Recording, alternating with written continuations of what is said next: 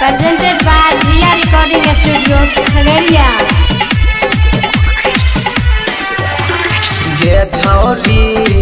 गे छौरी तोरे से शादी करबो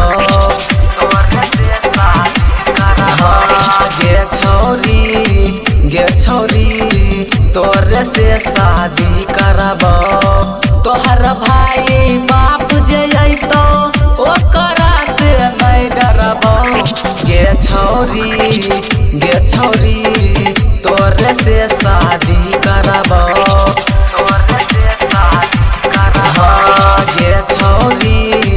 गे छौरी तोरे से शादी करबो तोहर भाई बाप जे अइतो ओकरा से नहीं डरबो गे छौरी तोरे से शादी करबो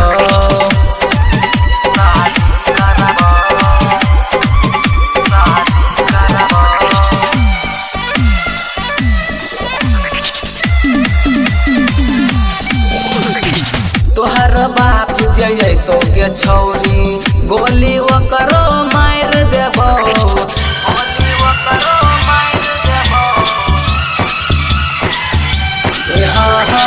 तोहर बाप जइए तो गे छौरी गोली ओकरो मार देबो कोई जे कुछ बोलतो गे छौरी ओकरो हम गायर देबो जल्दी से शादी रचाइले नहीं ते लाइके भाग जाइबो गे छौरी तोरे से शादी करबो गे छौरी तोरे से शादी करबो तोहर भाई बाप जे अइतो ओकरा से नहीं डरबो गे छौरी तोरे से शादी करबो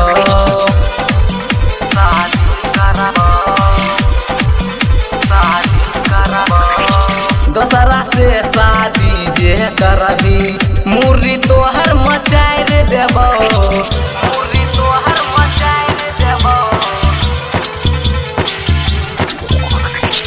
दोसरा से शादी जे करबी मुर्री तोहर मचार देबो